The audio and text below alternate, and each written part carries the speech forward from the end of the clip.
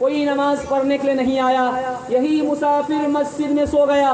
ठीक 12 बजे रात में मस्जिद से रोने की आवाज़ आ रही है और मस्जिद ये बददुआ कर रही है, ऐ अल्लाह, जिस तरीके से इस गांव वाले ने मुझे वीरान किया है, इसी तरीके से तू इस गांव वाले को वीरान कर दे। मस्जिद की बददुआ वो बूढ़े और वो बुजुर्ग सुनता है। गांव वाले को समझा देते हैं, भाई मैं तो मुसाफिर था, मैं तो जा रहा था, लेकिन रात हो गई, मैंने मस्जिद में आराम कर लिया। लेकिन ये मस्जिद में, इस गांव में अल्लाह का बहुत बड़ा अजाब आने वाला है, उससे पहले खुदा से तौबा कर लो, हो सकता तो खुदा माफ़ कर दे। उस मुसाफिर के कहने पर लोगों ने तौबा किया, इस्तग़फ़ार पड़ा, मस्जिद आबाद हो गई। कुछ दिन के बाद उसी रास्ते से वही मुसाफिर गुजरा, फिर रात हो गई, मुसाफिर उसी मस्जिद में आराम किया, देखा कि लोग मस्जिद को आबाद कर दिए हैं। जैसे वो रात को फिर मस्जिद में सोया तो उसी जगह से मस्जिद हंस रही है और मस्जिद ये दुआ कर रही है, ऐ अल्लाह, जिस तरीके से इस गांव वाले ने मुझे आबाद किया है, इसी तरीके से इस गांव वाले को तू आबाद कर दे। मस्जिद की दुआ गांव वाले के साथ रहेगी, आप तरक्की करेंगे। मस्जिद की बददुआ रहेगी, आप कभी तरक्की नहीं कर पाएंगे। इंशाल्लाह जुमा नमाज पढ़ेंगे, 8 बजे इंशाल्लाह। तो शनिचर में कौन पढ़ेगा?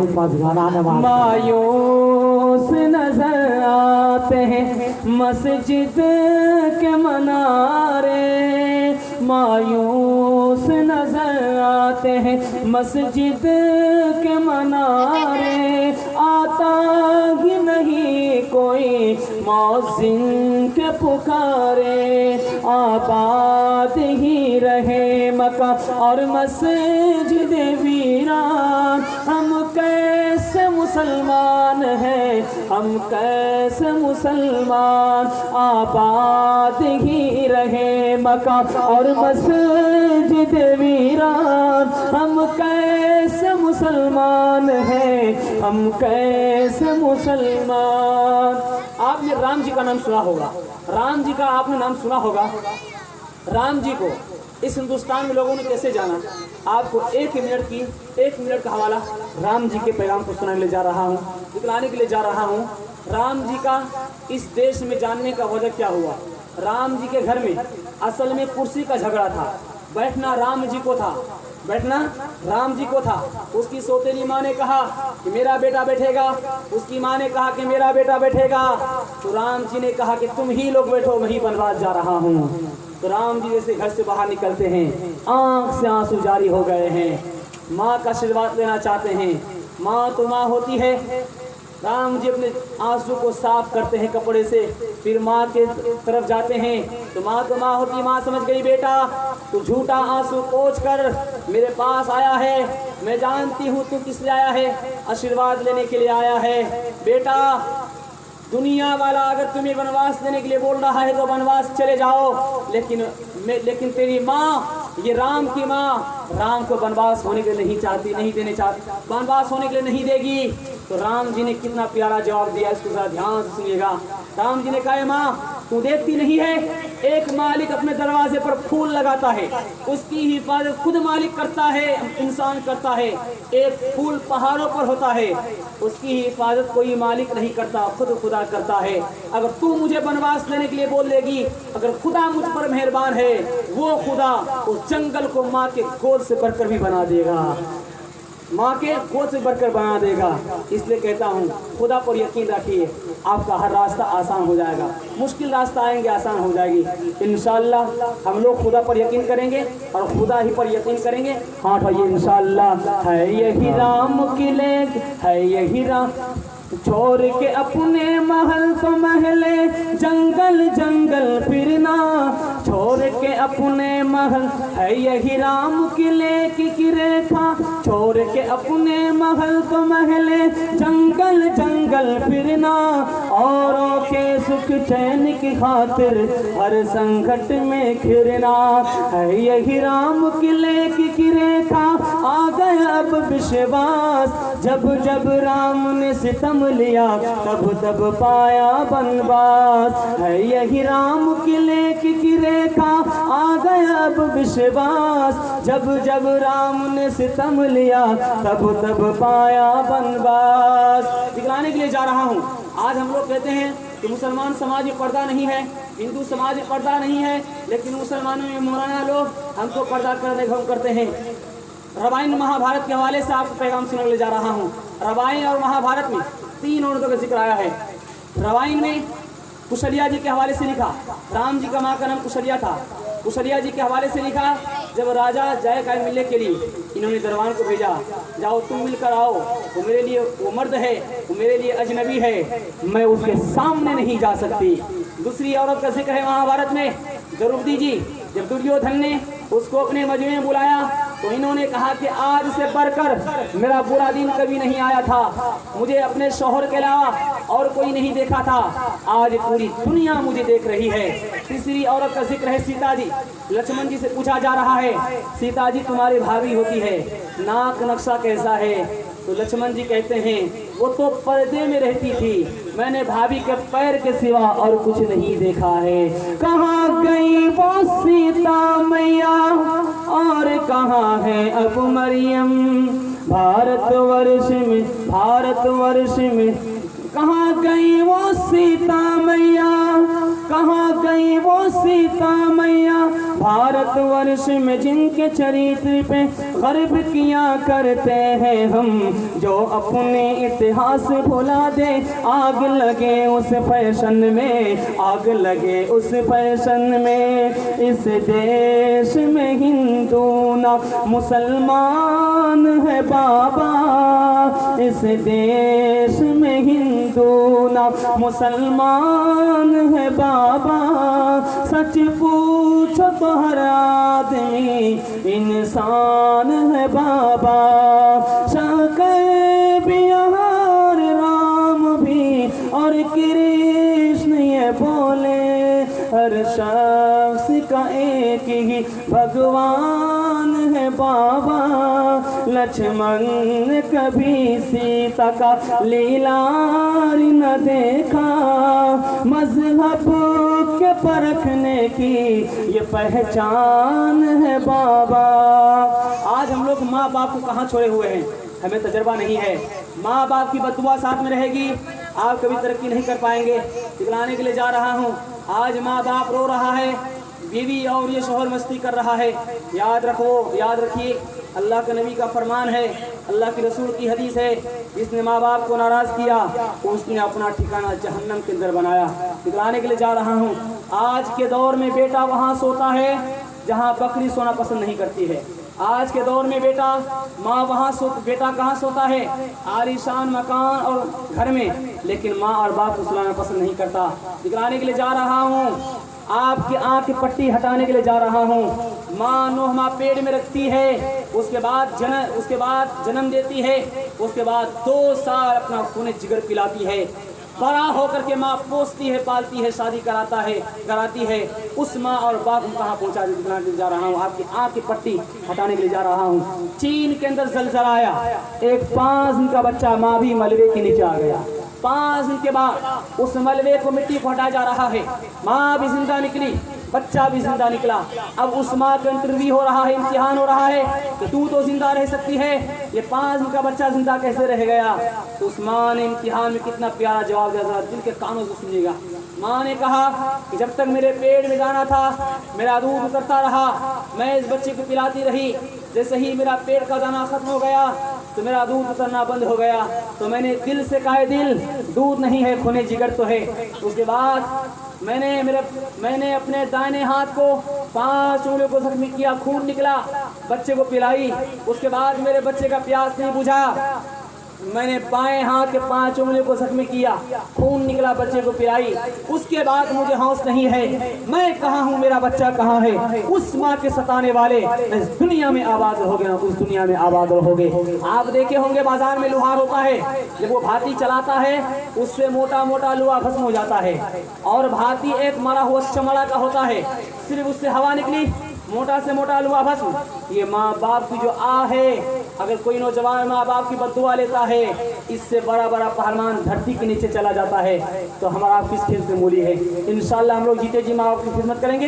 हाँ तो इंशाल्लाह हर चीज तो मिल जाएगी बाजार में, लेकिन हर चीज़ तो मिल जाएगी बाजार में, लेकिन माँ बाप से पढ़कर कोई दौलत न मिलेगी। आंचल जो उठा कर के माँ तेरी दुआ कर दे, दुनिया हो या उक़बा कहीं ज़िल्लत न मिलेगी।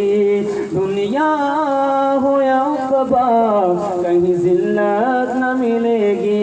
माँ बाप पीने को तरसे है पानी, माँ बाप पीने को तरसे है पानी। बेटा है राजा बहू फुलवारानी, माँ बाप पीने को तरसे है पानी। बेटा है राजा बहू फुलवारानी, बेटा है राजा बहू फुलवारानी। माँ बाप भाई बहन को रुलाए, बीबी को बाहर से लाकर खिलाए। कल तेरी औलाद, कल तेरी औलाद लेगी परान। हाय रे मुसलमान, हाय रे मुसलमान, हाय रे मुसलमान, हाय रे मुसलमान। इसलिए खुदा का वादा है, जिसने दुनिया के अंदर माँ की हिफाजत, माँ की खिदमत किया, हज़रत अलक़मा रज़ी अल्लाह ताला अन्हु ऐसे जन्नत के मुस्तहिक नहीं बन गए। अलक़मा रज़ी अल्लाह ताला अन्हु खिदमत गुजार थे, लेकिन क्या अल्लाह ने उसकी मुँह से कलमा जारी क्यों नहीं हो रहा था? एक वाक़या सुनाकर पैगाम को ख़त्म कर रहा हूँ। हज़रत अलक़मा रज़ी अल्लाह ताला अन्हु माँ बाप की खिदमत किए, लेकिन जब उनका मरने का वक्त आया तो मुँह से कलमा जारी नहीं हो रहा है। अल्लाह के रसूल सल्लल्लाहु अलैहि वसल्लम के नज़दीक ये बात पहुँची कि अलक़मा का आखिरी वक्त है, ज़बान से कलमा नहीं निकल रहा है। अल्लाह के रसूल तशरीफ़ लाए और अल्लाह के रसूल सहाबी के साथ तशरीफ़ लाए। अल्लाह के रसूल ने कहा, मेरे सहाबी अलक़मा की माँ को बुलाओ। अलक़मा की माँ को बोलो ये अल्लाह के रसूल ही आपकी खिदमत में हाजिर हो जाए। अलक़मा की माँ कहती नहीं, मैं ही जाकर हाजिर दे देती हूँ अल्लाह के रसूल की बारगाह में। अलक़मा की माँ आती है, हमारे नबी सवाल करते हैं, अलक़मा की माँ, अलक़मा की ज़बान से कलमा जारी क्यों नहीं हो रहा है? आधी रूह अंदर है, आधी रूह बाहर है। कहा कि मुझे मालूम नहीं। कहा कि बताओ क्यों नहीं हो रहा है? अलक़मा की माँ ने कहा, अल्लाह के रसूल, मेरा बेटा हाजी भी था, मेरा बेटा नमाजी भी था, मेरा बेटा सलात व सलाम का पाबंद भी था, मेरा बेटा रोज़ा भी रखता था। अल्लाह के रसूल ने फरमाया कि मेरा पूछने का मकसद ये नहीं है, मेरा पूछने का मकसद ये है कि जब से अलक़मा की शादी हुई तुम्हें ज़्यादा इज़्ज़त देता था, ये बीवी को इज़्ज़त ज़्यादा देता था। अलक़मा की माँ रोने लगी, अल्लाह के रसूल मैं क्या बताऊँ, जब से अलक़मा की शादी मैंने कराई है, अलक़मा बीवी को इज़्ज़त ज़्यादा देता है, मुझे तरजीह कम देता है। तो यही वजह है कि अलक़मा की ज़बान से कलमा जारी नहीं हो रहा है। अल्लाह के रसूल ने कहा, अलक़मा की माँ, अलक़मा को माफ़ कर दो। ताकि मैं माफ़ नहीं करूँगी। कहा कि अलक़मा की माँ, अगर माफ़ नहीं करोगे तो जन्नत में जाएगा, अगर जाने का कोई फ़र्क नहीं पड़ता। तो अल्लाह के रसूल ने अपने सहाबी को हुक्म दिया, सहाबी एक जगह लकड़ियाँ जमा करो। अलक़मा की माँ बोलने लगी, अल्लाह के रसूल आप क्या करेंगे लकड़ियाँ का? कहा कि मैं अलक़मा को इस आग में डालूंगा, लकड़ी में आग लगाऊंगा, अलक़मा को डालूंगा। अलक़मा की माँ कहने लगी, अल्लाह के रसूल मेरे सामने आप मेरे बेटे को आग में नहीं डाल सकते। अलक़मा की माँ दुनिया की आग में बेटे को जलना पसंद नहीं करती। क़यामत का दिन होगा, तेरे सामने तेरे बेटे को जहन्नम में डाला जाएगा, क्या उस वक्त तुझे देखा जाएगा? अलक़मा की माँ कहती है, अल्लाह के रसूल आप गवाह हो जाइए, मैंने अलक़मा को माफ़ कर दिया। इतना बोलना था कि मैंने अलक़मा को माफ़ कर दिया। अलक़मा की ज़बान से कलमा ला इलाहा इल्लल्लाह मुहम्मद रसूलुल्लाह जारी हो गया। इंशाअल्लाह हम लोग माफ़ की खिदमत करेंगे भाई। हाँ तो इंशाअल्लाह मुझ में बुराई भी, मुझ में भलाई भी, मुझ में बुराई भी, मुझ में भलाई भी, मुझ में बुराई भी, मुझ में भलाई भी। लाखों है मैल दिल में, थोड़ी सफाई भी, लाखों है मैल दिल में, थोड़ी सफाई भी। मुझ में बुराई भी, मुझ में भलाई भी, लाखों है मैल दिल में, थोड़ी सफाई भी। थोड़ा सा नेको,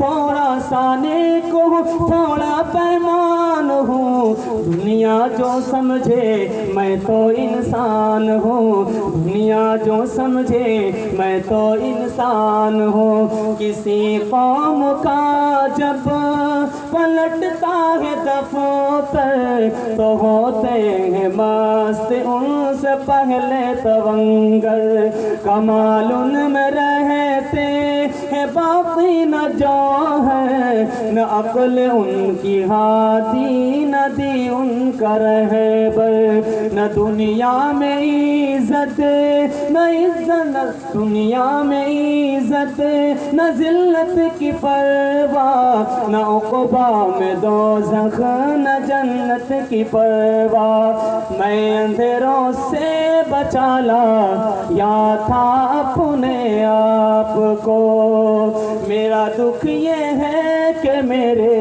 पीछे उजाले पड़ गए। जिसमें डेरा था उसी मस्जिद में ताले पड़ गए। कोई वारिस हो तो आए और आकर देख ले, ज़िल्ले सुबहानी की ऊंची छत में जाले पड़ गए। ज़िल्ले सुबहानी की ऊंची छत में जाले पड़ गए। आज इंसान मौत को भूला हुआ है, लेकिन याद रखिए हम लोग मौत को भूल जाए कोई फर्क नहीं पड़ता। एक गैर मुस्लिम को याद रखे, कबीरदास जी। कबीरदास जी चक्की चला रहे थे और गेहूं डाल रहे थे, पीस आटा बन रहा था। बाप रो रहा है, बेटा हंस रहा है। तो बाप ने कहा बेटा रोने की जगह हंसता है, तू तो खानदान का ना मिट्टी मिला देगा। तो बाप ने कहा गया वंश कबीर का है पुत्र कमाल का, रोने की जगह हंसता है। कहा अब्बा जी आपका रोने का वजह सही है, मेरा हंसने का वजह सही है। तो बाप ने कहा बेटा तू क्यों हंस रहा है? तो बेटे ने कहा अब्बा आप क्यों रो रहे हैं? तो बाप ने कहा बेटा मैं चक्की चला रहा था, इसके मुंह में गेहूं का दाना डाल रहा था, ये पीस का आटा बन रहा था। बेटा ये दुनिया और आसमान दोनों चक्की के पार्ट है, इसके बीच में इंसान है, ये भी मरकर मिट्टी में मिल जाएगा, इसलिए मुझे मौत याद आ गया। तो बेटे ने कहा अब्बा जी आपने चक्की को देखा, चक्की के मुंह में गेहूं डाला आटा बन गया, आपने चक्की के किल्ले को नहीं देखा। जो दाना किल्ले से सर जाता है वो पीसा नहीं जाता। जो बंदा दुनिया में रह करके अल्लाह उसके रसूल को रस्सी को मजबूत से पकड़ लेता है वो यहाँ भी आबाद रहता है, वहाँ भी आबाद रहता है। चलती चक्की देख कर दिया कबीरा रोए, चलती चक्की देख कर दिया कबीरा रोए।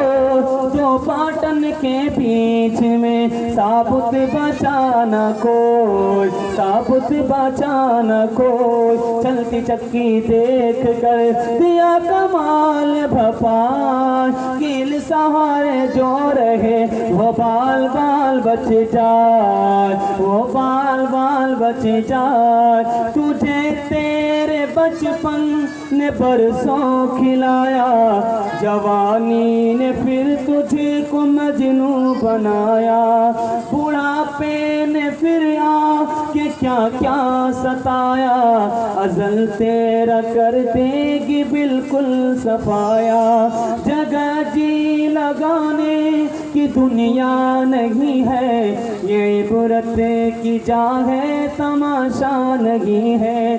जगह जी लगाने की दुनिया नहीं है, ये इबरत की जा है तमाशा नहीं है। आवाज़ दर्द को मेरी इतनी रिसाई दे, आवाज़ दर्द को मेरी इतनी रिसाई दे कि नात मैं पढ़ूँ तो नबी को सुनाई दे।